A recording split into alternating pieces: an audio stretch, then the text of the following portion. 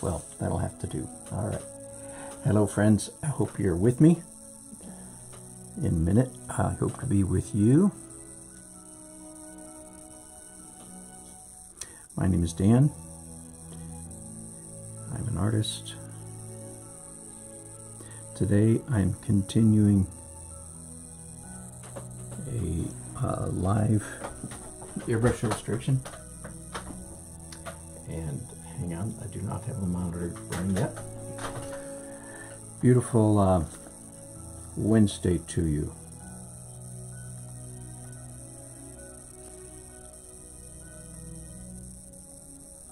All right, there we go. I should be up and running and seeing your chats shortly.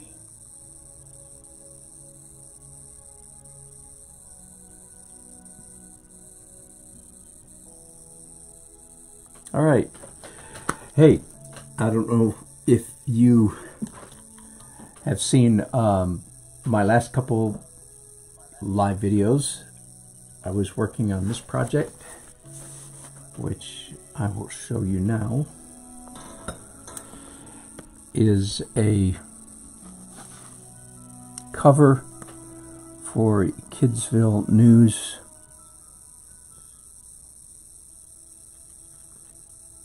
newspaper magazine, literacy magazine, and I did my first one of these about 31 years ago, 1994.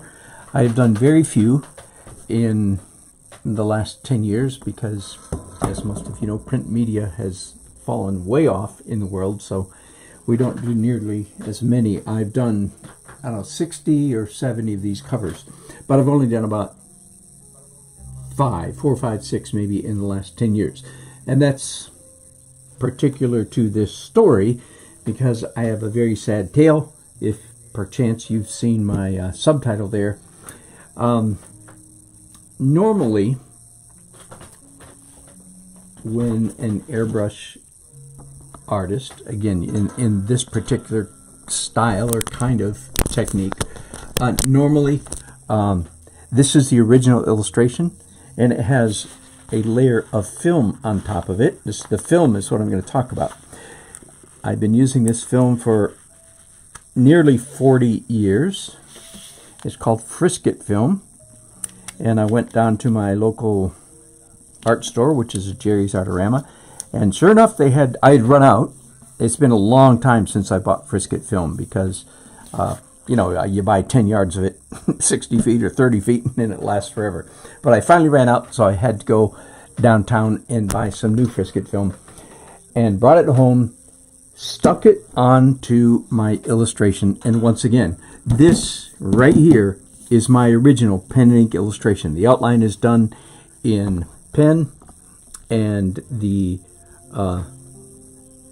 details are done with rapidograph pen. You can watch me do that last week. But look what happened when I started to peel off. So you cut out each little piece, hundreds of pieces, and do the airbrush and then put them back. But look what happened when I tried to pull the Frisket Film off. First of all, it's sticking way too much, even though it's called low tack. That means not too sticky. It is very sticky. Worse than that, you can't see this, but it is leaving an extreme glue residue on the paper. I mean, extreme residue. And the first I did it, I pulled it off originally within an hour of the time that I stuck it on. So it wasn't, the mistake was not that I left it on it too long. I want you to understand that, because some old experts say, well, you left it on there too long. No. Left it on 30, 40 minutes and couldn't peel it off. So this is now, what I'm saying right now is really only interesting possibly to both airbrush artists that are left in America. There are not very many of us. They changed the recipe for Frisket Film. I don't know when they did that, sometime since I ordered my last batch. So this threw me into an absolute tizzy. I'll skip all the intermittent steps, and I'll just show you the solution. I finally, after much humming and hawing and scratching my chin and trying this and that and this and that and this and that, what I finally came up with was two things. One is this. The brand is obviously Union Square, and it is vellum. Now, the word vellum in the old world meant, sheepskin. This is not sheepskin. This is just, we call this vellum. It's a very common product, especially in the graphic arts and architecture industry. As you can see, maybe you can kind of sort of see through it. So it's a kind of a stiff paper that you can see through. Let me slap a piece of this down. So this already has vellum on it, but there you can see how easily and how well you can see through this vellum. All right. So that was step one. And that was actually step two. Step one was I got online and I looked for some spray adhesive that was repositionable. I don't know if you can read that, and it's called Stencil Ease Repositional Spray Adhesive. Very small can, but it's plenty for my needs right now. I got this at Hobby Lobby. So I took two sheets of vellum, sprayed them with this spray, stuck it down, very carefully lined them up, and covered up the seam. I won't go into that detail. And it's been working pretty much okay. Not working great, but it's good enough. My hand, through decades of cutting Frisket film, my hand knows just how hard to push with an X-Acto knife to get through the Frisket film without going into the paper underneath. Now, all that learning is off the track now, because now I'm working with a new kind of paper called vellum. And I'm going to let you watch me do just a little bit of this. I have no idea what I could possibly say that is of interest to any of you. But I'll let you watch me do this anyway for just a few minutes, partly because, okay, so you can see I've done a whole bunch already. Taken pieces off and then done the airbrushing and then put them back on. I'll give you just a little insight into how an airbrush, at least me, airbrush artist, works. One of the most difficult things to do is the messier and busier, the more paint gets on this. Oh, by the way, sorry, I didn't explain, did I? So forgive me. So after this has plastic stuck on it. This has plastic stuck that I can't get off. This is the original illustration. I scanned this into my computer, tweaked it in Photoshop, and then put it on the image on a thumb drive and went to a high-end print shop in town, and they printed this out for me. So the drawing here is a copy. Sorry, I should have explained that. And then I stuck the vellum on the copy. It gets very messy and very complicated. The two most common mistakes to make are, one, you forget to paint some piece. Not a big deal, because you just put a new piece of vellum, in this case, on it, cut it out, and repaint it. But it wastes a lot of time if you do that. The other thing that can happen is a piece of Frisket or vellum comes off and a little piece gets painted over and over and over again, so it comes out nearly black. Again, a little harder to fix. But so just to give you some idea about how an OCD artist, I've often said, if you are not OCD, actually, we try to draw the line at D, but definitely obsessive compulsive, very ticky, very anal, as you kids say. Do you even know you're quoting, what's his name? Freud. You know that's Freudian, right? I don't know. You all use that term accurately, but I'm not sure you know it's Freud. But anyway, some of you do. So yes, you need to be anal, ticky, OCD, or at least OC. So what I do very often when I'm doing an illustration like this, I started by first of all cutting out all the flesh tones, all the heads and arms and legs. So I did that. Next thing I did was all the hair. Then I did all the shirts, then all the pants or slacks, then all the shoes, then all the books and accessories that people are holding. So I do it in a very methodical manner. Otherwise, it would be, in my opinion, nearly impossible to remember where you were. And of course, like when I did all the flesh tones, I only had to mix up a couple of shades of brown to do all the flesh tones, and then it was done. So it was a little bit more efficient. So now I am doing, just want to make sure I'm looking at the right camera here. I am going to do this dragon. His name is Truman. And as you can see, I'm using a traditional number 11 X-Acto knife. I've gone through about 8 blades so far. In other words, I have a whole box of blades. I have more than this, 2 if I need them, which I won't. But I change the blade often because it is quite a trick of learning how hard to press. You want to press hard enough to get through this vellum, which is a new, of course, I've never used vellum before. So this has been a great deal of experimentation. But I want to press hard enough to get through the vellum, but not so hard that I scratch the drawing underneath. Now, some might say, well, yeah, if you go too hard, you'll cut through the paper, right? Oh, yeah, of course. But no. I'm not, thankfully, I'm not anywhere near that clumsy. I'm not pressing hard enough to go through the paper.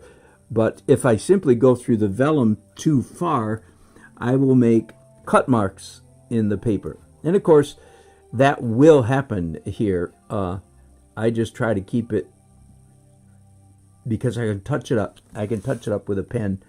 And of course, I can even touch things up in Photoshop if I need to. When I get this whole thing finished, I will scan it into my computer and touch it up in Photoshop. Okay, so here's one little piece right here. Truman's left paw, his left hand. So I peel it off. And now I'll put it on this camera. I have a board back here behind me. And I take this tiny little piece, I turn it upside down, and I put it on this board, because before I put it back onto the illustration, I need to spray it with another layer of glue. Otherwise, it won't stick well enough. But it's cumbersome, but it's working. So I'm going to let it go at that. Now, back to up close. I'm cutting out, I know I have to cut out Truman's eyes. Before I started the video, I cut out most of his head. You saw me finish from his teeth down to the bottom of his neck, where it runs into a book down here. But I had not cut out the eyes. Now, in this case, Truman, on this particular cover, Truman's head is rather small, right? There's my thumb, just to give you a sense of perspective. His head is rather small, so I won't do as much detail airbrushing as I often do on Truman. Many times his head is 4 times that size. And then I do very careful airbrushing, getting the roundness of his figure and so on. I will do a minimum of that here. And I don't know that I will airbrush his eyeball, the whites of his eyes. No, I probably will. I don't think I can get away. So I want to do some shading on the whites of his eyes.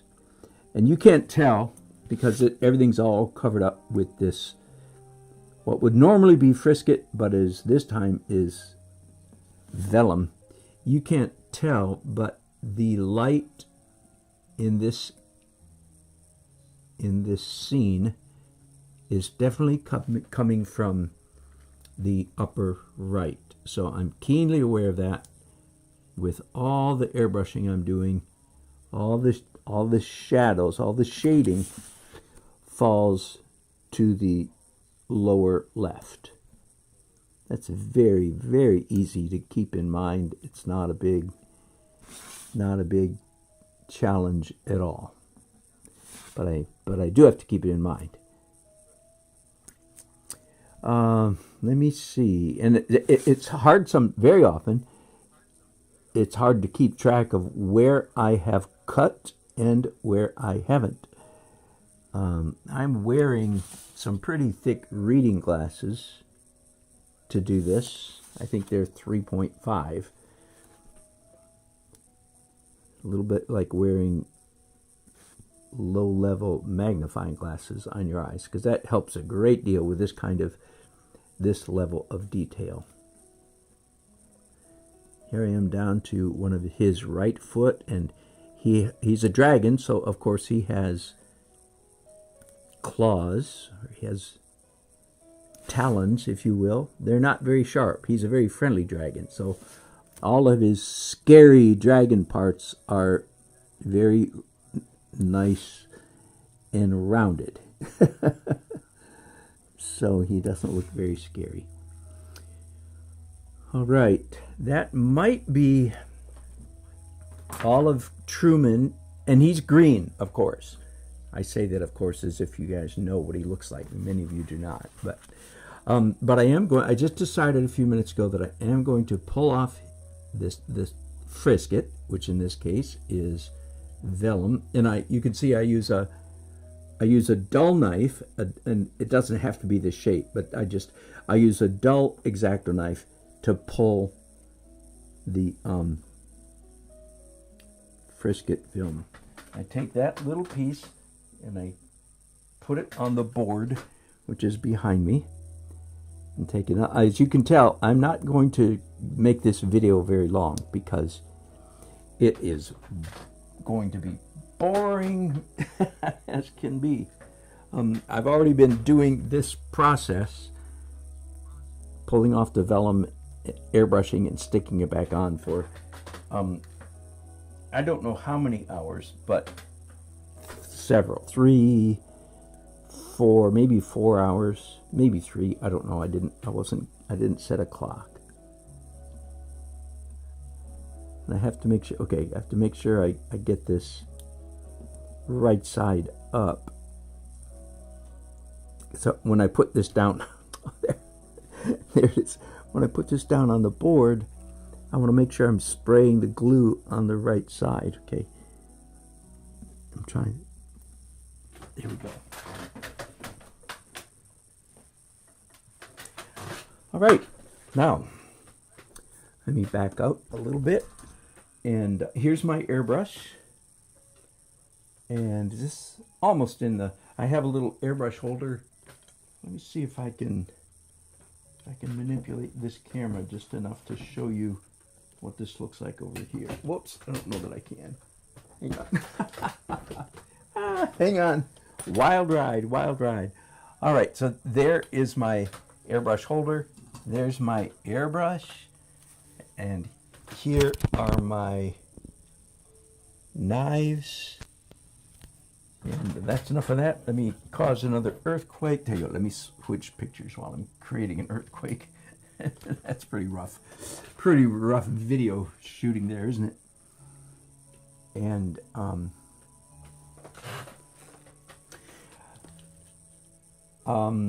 I have an on-off switch here. Let me explain a little bit, by the way.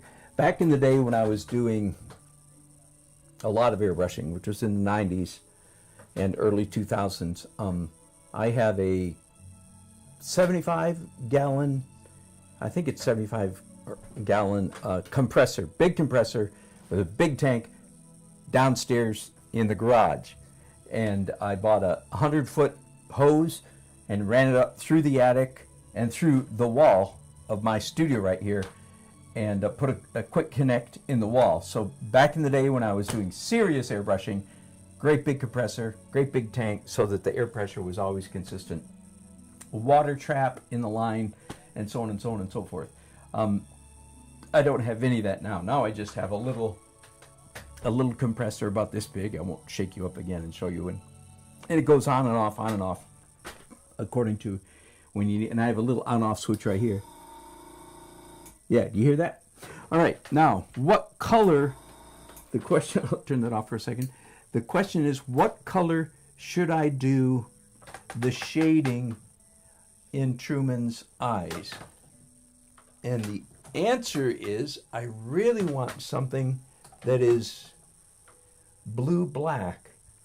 And I think I have a blue-black right here. Yeah, I think that's what that is. I've mixed it up myself. 4 drops, which is actually quite a lot, way more than I need. The reason I put more in than I need, though, is because the next thing I'm going to do, here, let me do this on camera for you so you can watch me a little bit. Okay, so I put the 4 drops in there, and then I have a spray bottle. I'm going to add quite a bit of water to that. So now it's watered down blue-black. Get it? Now in just a minute, I'll turn the compressor back on. And I have all these post-it notes here because I'm going to make sure the airbrush is working. And it's still, the last color I did was red, so there's a little bit of red coming out. Still a little bit red.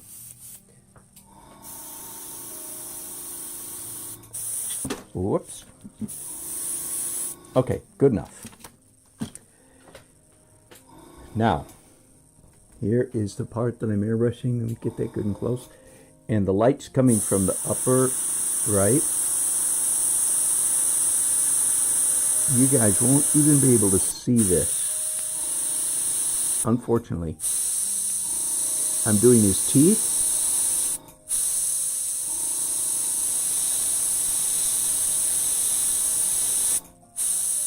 Okay, this one tooth is a little bit more. A little bit of shade along the top of his tooth, as if it's shade from, from his muzzle, from his nose, if you will.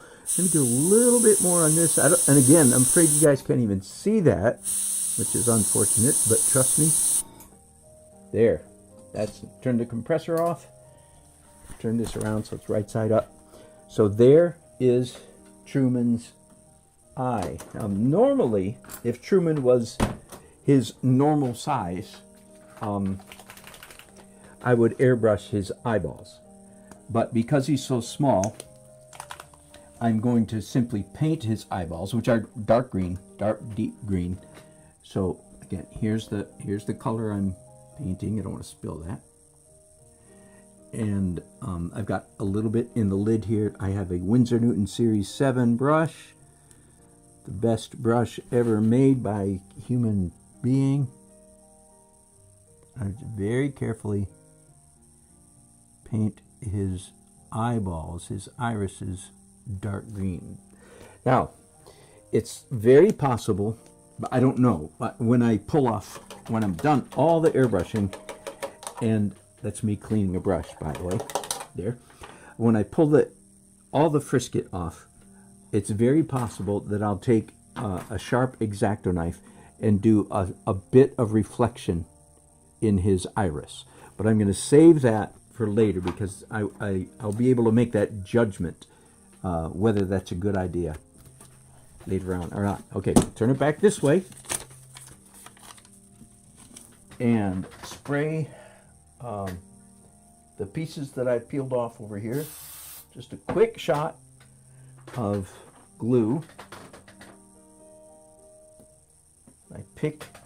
I've picked up one of his eyes with this dull knife, and I position it very carefully, looking very, very, very careful to make sure it lines up exactly with where it was. There we go. So that piece is back in place.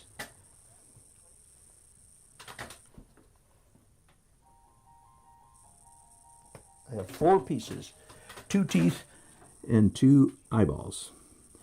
And I can't tell if this is an eyeball. This is like jigsaw puzzle. I think this is an eyeball. Yes. There it goes. So that goes right there, like that. Push it down. Now I have 2 teeth to go, and I will be done.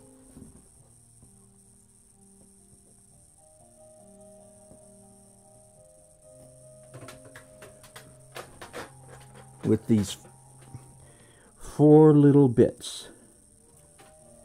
That is, there's that tooth.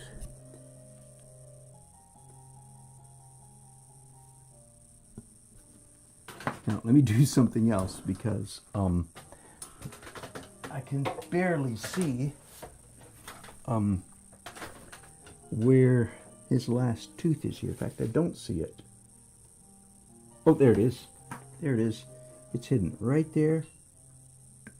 And pick it up by pricking it to peel. This has a little bit of glue all over it, as you can imagine. That's why I can put a piece on here and spray it, and it doesn't just blow away, because this whole board already has a bit of glue on it. Okay, now I get it.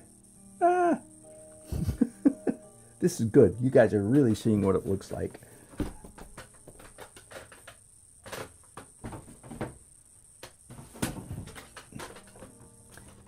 The appropriate response to all of this would be, oh my goodness, I would never do that much work. To which I say, I know. That's how come I get paid and you don't. I'm being kind of snarky, aren't I? Yeah, it is an absolute royal pain in the butt. Couldn't this be done much more easily, all in Photoshop? The answer is absolutely yes, it could. It would be so much easier to do this in Photoshop, but it wouldn't be nearly as much fun. That's called sarcasm. I've been doing these covers since 1994, and let's just say we have a bit of a track record, and my client is always very, very proud to tell his clients when he sells the paper. He's always very proud to tell them that there we go. Oh, one of his eyes popped off. So there's his face. You see that? So I'll stick that over here on this board, upside down, of course. And now I have to reposition his eye that fell off. I don't even know which way it goes. It's a jigsaw puzzle. There we go. It goes just like that. I'm going to airbrush a little bit of this right here, and then I'm going to end this broadcast, because as you can see, it is dreadfully boring. How close can I get? Is that all right? Let me do this. Let me change this screen just a little bit so that I can zoom in as close as possible. All right. All right, so I put it this way so it's closer to me. And the color of paint for are these both the same? The light green, they are. Okay. All right. So I start with light green. Whoops. First, I didn't. First, I have to clean out my airbrush. So how do you do that? Because this has, do you remember? Gray blue in it. Okay, so I spray water into the cup, dump it out in a wastebasket. I have a wastebasket on the floor here to my right. And then spray it several times, then turn it on and spray it till clear water comes out of it. Now, most of the time when you're doing airbrush, you should be wearing a mask. I'm not, because the amount of airbrushing I'm doing, as you can see, is so small. And normally, I have the window behind me wide open. Okay, one more product. Again, I'm not being paid to market any of this product, but this is a good one. This is not an art product per se. This is more like a Home Depot, Lowe's, or Harbor Freight to be exact. And it's called High Power Spray Gun Cleaner. And oh my goodness, I wish that I had this stuff 30 years ago when I was doing a lot of airbrushing. It's wonderful. It's probably toxic as all get out because it just cuts through the paint so well. And these are acrylic paints, by the way. Okay, now, so I just sprayed some of that in it, turned on the airbrush. I'm doing another spray of water. All right, so my airbrush is now clean. By the way, let me talk about the airbrush just for a minute. This is a fun story. Oh, let me go back to this camera for a minute. I bought my first airbrush, I think. It was late in my life. I'd already been an illustrator for many years before I finally broke down and bought a Badger airbrush in 1986. So nearly 40 years ago, 39 years ago. And the Badger airbrush, I think, oh, I'm forgetting now, it cost me $60, I think. A ridiculously small amount. A few years later, I bought another airbrush, a Thayer Chandler, that cost twice that much. A few years after that, I bought my first, what's this called? Bought my first Iwata, drew blank, and it cost twice that. Then a few years after that, I bought this Iwata, and it cost twice that. So my first airbrush cost $30 or $60. My last airbrush cost $600. That's this one. That's weird, eh? A little bit while I'm just ranting about airbrushing. I had the outrageous fortune. My wife and I moved, Nancy and I moved to Raleigh in 1989. Hard to believe. So I've spent exactly half my life in this city. And I was really a beginner airbrush with my $30 or $60 Badger, whatever it was. It was a ridiculously inexpensive. Worked, it's okay, but very inexpensive. But I moved to Raleigh, and lo and behold, at the time, the best airbrush artist. All right, we are back. So sorry about that. Everything's plugged in, but even then, something died. Forgive me. I think I was telling the story about moving to Raleigh, and the best airbrush artist in the world, his name is Drew Blair, D-R-U, Blair, lived here, and he became a buddy, and I got to work with him a little bit and learn tons just by watching, just standing over his shoulder and watching him work. So that was he's still, by the way, probably the best airbrush in the world. Look him up, Drew Blair. All right, so all that has much to do with nothing. That's partly how I learned, of course, what airbrush to buy. Let's now go back to back to airbrushing finally. And I'm going to start out with this light green, shake it up good. By the way, this is liquid acrylic, and it's now being made by Holbein, I believe. It's a different name. It's not called Aeroflash anymore, but the very same paints are being sold by Holbein, and they are probably the best in the world for airbrush. Airbrush is a very, very fussy, very fussy medium in the best of times. So now I'm painting a flat pale green color over this entire exposed area. It's transparent color, so the longer I spray it, the darker it will become. Now we'll begin to do some shading. Just a little bit of darkening. Oh, let me show you. Here's a tool. Airbrush artists will have all kinds of things like this. They're just handheld masks. I have 2 of them here.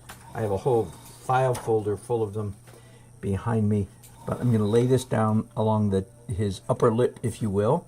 Then I'm going to take another one and lay it down at his smile crease right there.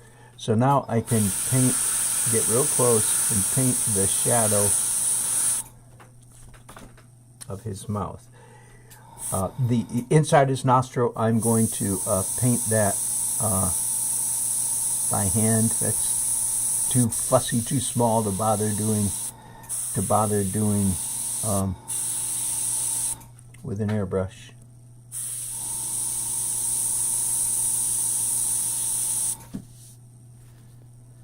All right, now I think I can just shake this paint out And I'm going to reach over here and put away my pale green and get a darker green. I want a turquoise. There we go. Viridian. That's not quite what I want. Hang on. Turquoise. There we go. Nope, that's not what I want either. Forgive me.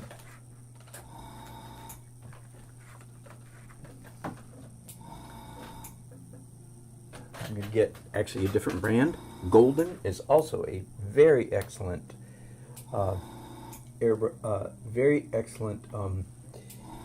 acrylic paint company.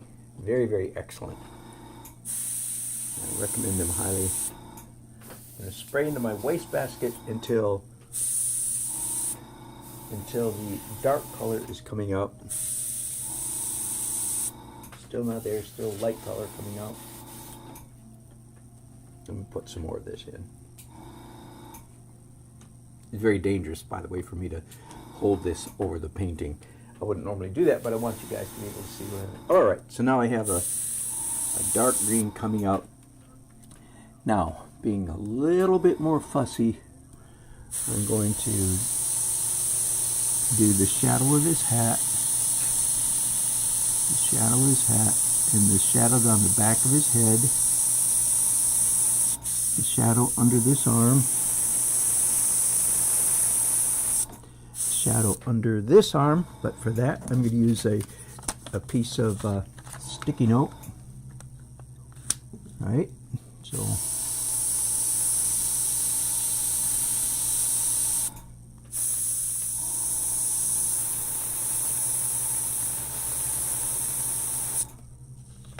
if you do by any chance look up Drew Blair and look at some of his photorealistic stuff, prepare to be blown away. His stuff is absolutely breathtaking. Let's do the shadow of his tooth. Get these papers away from me that are blowing all over the place. There we go. Alright, that's probably good enough. Let me look at this right side up. Oh, no, the shadow under his whole muzzle. I should have a slight shadow there. There we go. There we go. Yeah, let's do a little bit over his nose. Handheld mask again right here. Just a hint. There we go. And let's do the same thing. Let me show you what I'm pointing at. Do you see this curve? In the picture. Sorry, got out of the picture for a minute there. This curve right here. I want to do a slight tint up here, in this part up here. So again, the handheld mask, very easy, very, very easy.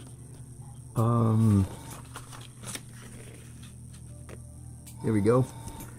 And then I'm going to hit just the... So as you can see, I start the airbrush going over here on the mask where it's not having any effect. And then I slide it up very slowly to where I want it to go. There we go. That is good enough. I'm going to end this broadcast here. The inside his nose... Well, okay, I'll do that. I'll do that right here. So I'm putting one drop of this... Well, here, I'll do it where you can see it. One drop onto this paper, 2 drops, close enough. I'm going to dip my brush in there, and then I'm going to paint inside his nostril. It already has cross-hatching in it, so it's already dark. It doesn't need to be... There we go. Good enough. Rinse out that brush. And let me back out, back to this view. There we go. So I'll call that quits right there. Thank you for watching. Where are you? Oh, by the way, I forgot to mention this glove on my hand. You might be wondering what that is. It's covered with paint now. It's old. It's actually, believe it or not, and I included this just because some of you will say, what the heck? Yeah, it's actually an airbrushing glove. Many, many years ago, when there were more airbrush artists in the world, they discovered that after After several hours of very, very carefully controlling this little device, their hand, it would be like writer's cramp. So somebody invited this airbrush glove, and believe it or not, it actually helps. So I'm not going to be doing enough today to warrant the use of it, but I thought some of you might find that interesting. All right, again, sorry for the break in the middle. You guys that watch this later, of course, you won't be bothered by that break. It'll go right from one to the other. Whew. But that's what airbrushing is like. I go back to one of my most common lectures, rants. Let me put it this way. It's worth hearing the rant again. And I say this especially to young people. The main thing that stands between you and a successful future is the pain of monotony, the pain of doing something over and over and over, the pain of repetition. What's the word I normally use? The pain of it's the word's going out of my mind right at the moment. Tedium. That's the word I use. Tea, like drinking tea. I'm sorry, that's a pneumatic device. The pain of tedium, the ability to endure boredom. Frankly, it's painful. It's painful. It's painful sitting here and doing this. Now, when I'm not broadcasting with you, of course, this is fun. But when I'm not broadcasting, I have music on in the background, which maybe you can hear already. You want to hear my music? I got lovely music playing, gentle music, but any kind of music. And then in addition to that, I will have a podcast going. So I'm listening to history, philosophy, theology, literature, just keeping my brain calm while I'm enduring the tedium. But every kind of, if you want to be a great athlete, great musician, by the way, during the few-minute break while I was waiting for this iPad to charge back up, I was downstairs practicing my trumpet, which I do at least 5 days a week, and practicing my guitar, which I do at least 6 days a week. Practicing, not playing, not noodling, not playing my favorite song, playing exercises. Tedium, painful, but I do it because I'm good. No, I'm good because I do it, because I endure tedium. Anyway, there you go. That's that lecture. So, same thing with this. Thanks for watching. Great fun to have you. I look forward to reading your guys' comments and chats later on. Until the next time, this is probably the last one I'll do on this piece of art. If I think about it, I'll post it on my YouTube channel so you can see it when it's all finished. Hope you have a great day. Love y'all. Bye.